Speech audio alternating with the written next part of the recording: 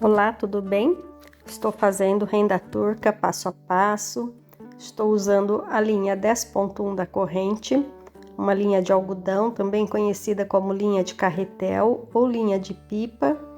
Estou usando uma haste aqui de meio centímetro ou 5 milímetros e também estou usando uma agulha de ponta grossa. Bem, na etapa anterior eu fiz sequências com 2 pontinhos numa laçada e um pontinho na laçada seguinte. E agora eu vou fazer um pontinho e volto com a agulha na mesma laçada, repetindo um pontinho. Vou fazer isso até o final. Então vamos acompanhar um pouquinho, passo a passo, observando bem. Estou levando a linha para cima do palitinho, colocando a agulha ali na laçada, contornei a linha na agulha e volto com a agulha na mesma laçadinha. Faço o ponto e já vou para a laçada seguinte. Olha como vai ficando. Então, a diferença é que às vezes eu coloco 2 pontinhos, né, na mesma laçada. E nessa eu estou colocando apenas um pontinho. Então, observem como eu volto a agulha ali na mesma laçada, né? Aqui estou na próxima laçada, fazendo ponto, repetindo na mesma laçada o pontinho e já vou para a laçada seguinte. Veja como está ficando e esse pontinho deixa a renda bem delicada também. Vamos seguir mais um pouquinho, acompanhando passo a passo. É bem fácil de fazer, não tem muito segredo, né? Basta você executar os pontos sempre da mesma forma. Linha por cima da haste, agulha na laçadinha, contorna a linha na agulha, vai para a próxima laçada. Quero observar que eu estou pulando os 2 pontinhos, né? Que eu fiz na etapa anterior, porque eu estou executando ponto em todas as laçadas.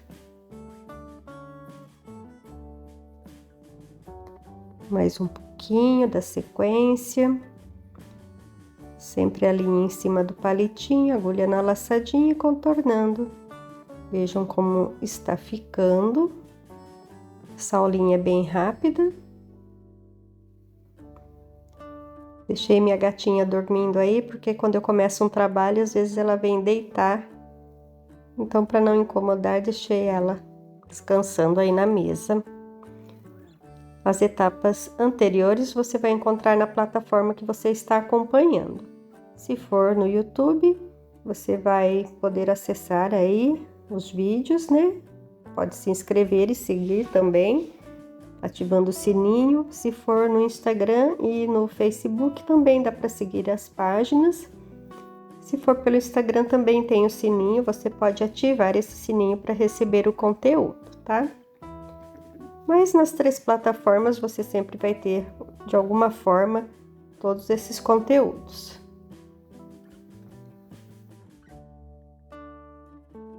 Já estou quase finalizando.